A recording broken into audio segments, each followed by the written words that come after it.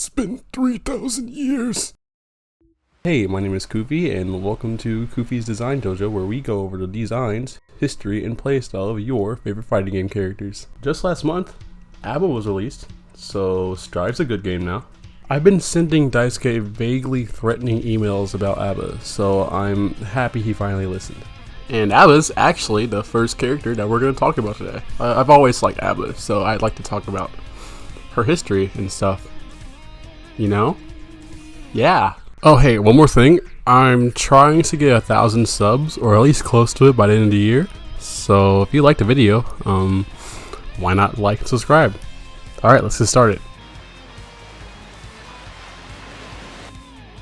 Pre-Strive ABBA is a pale-looking woman with multiple bandages on her body. She wears a blood-stained garment? Overalls? Honestly, I don't know what you call that. It's a medical garment for sure. Her bright red hair serving as a bright contrast from all the white on her body. Her cold blue lips and sunken eyes help seal the fact that she's more of a corpse than an actual person. Look at you, ABBA stands. Some of you are weird, just so you know. ABBA also has a lot of key items on her body. A lock on her left hand, and a key through her head, and another key on her belt. Paracelsus, her companion, is a blood-stained axe in the shape of a key. He has wide pupils and a mouth stitched together with rope, sort of like what morticians do to dead people to stop them from sharing unwanted knowledge. In Strive, ABBA now has long aqua blue hair. I think it's green, but I'm not trying to argue about that. Her design and clothes stay roughly the same, except the key on her head is switched this time, and she finally changed her bloody bandages. Paracelsus is the same, but except this time he's wearing... Oh. Every Guilty Gear fan and their great-grandmother probably knows this, but Daisuke didn't create ABBA. It was actually Mori, the creator of BlazBlue. I kinda wanna dedicate BlazBlue to like their own set of videos, so we're just gonna talk about her history.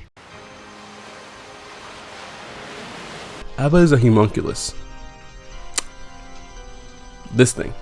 You know, every time I hear the word homunculus, I think of that one video where the guy inserts his sperm into an egg and it bursts this weird black eyeball thing, and it spits at him and he ends up smashing it with a book.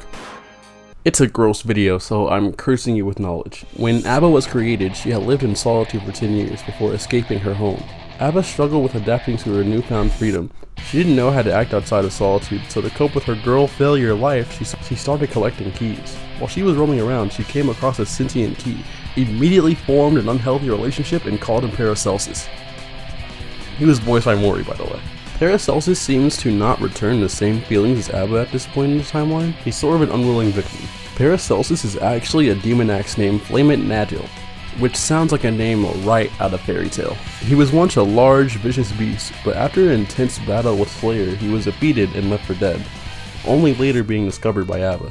So, Paracelsus can change his shape. He chose the key shape to fit ABBA's obsession with keys. I believe this is a manipulation tactic, but we'll get into that later. His design bugs me. You know those little lines on his face? Those are his ears.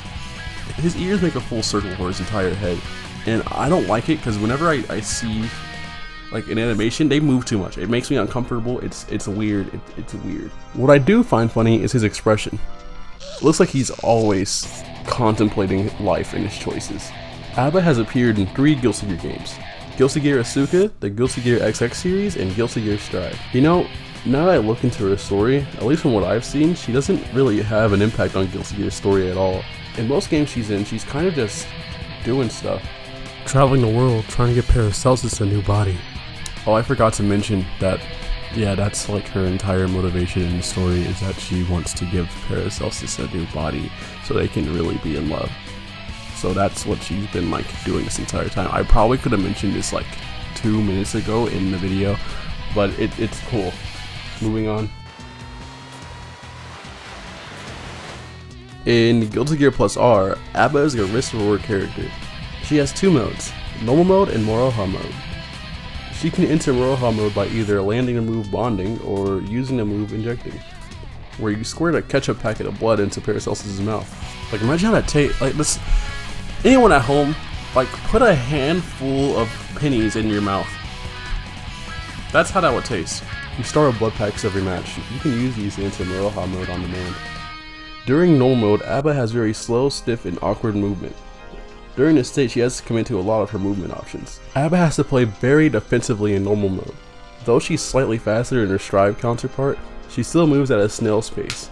Abba really tests your ability to adapt to a situation quickly and play defensively. During this stage, she wants to get close to her opponent and land her iconic bonding attack to enter Maroha mode. In this state, she becomes an extremely fast and dangerous threat. She gets new moves and special attacks along with a damage increase and insanely good pressure. In Maroha mode, she gains access to one of the best installs in the game, Altercation, which allows her to go into Goku Maroha mode, which makes her even faster, with 2 air dashes and a ton of jump cancelable moves, making her completely dumb and really powerful. Really strong. Yep. The general strategy for Abba is to enter Maroha and stay in it. She can do this by successfully hitting her opponent with a key grab or using one of her blood packs. After that, she has a limited time to put her opponent in the dirt before she's back to square one. Is it spousal abuse if you're beating someone with your spouse?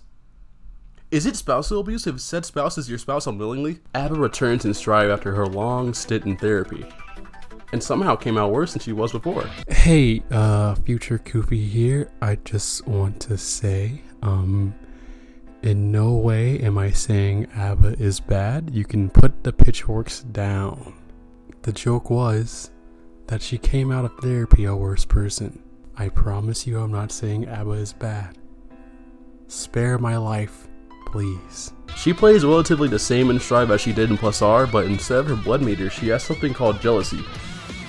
At the beginning of the round, she has about 25% of jealousy, and she gets more by hitting her opponent with Paracelsus.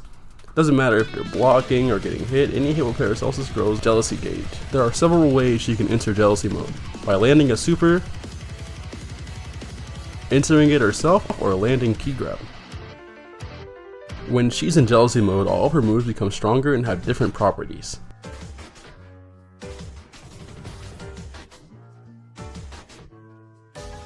Abba also gains access to a new move called Danzai, a plus on block invincible, not on startup move. Make sure you manage your meter properly, because it goes down quicker than you think in jealousy mode. And if you're stuck across screen with no meter, no bar, no jealousy gauge, just put your controller down. Just go ahead. Just GG's go next. When Abba first dropped, a lot of people thought she was bad, but now she's considered pretty good. You know, star players do that a lot. The last time the community made an assumption about a character the day they dropped, only for that assumption to be turned upside down, was Elfel. Everyone was spooked by her Rekka and moves when she dropped, but now she's not as scary, and really played from what I've seen. I believe that's it. Hope you guys enjoyed the first episode of Kuphi's Design Dojo. Let me know what you guys think. Let me know what characters we're gonna do next. Like I said, trying to get to 1,000 subs by the end of the year. Please, if you enjoyed the video, leave a comment or something.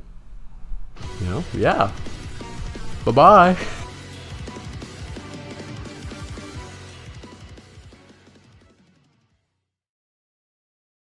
Oh, real quick. So, Abba has a key weapon. Is she a Keyblade wielder? Was she cut from Kingdom Hearts?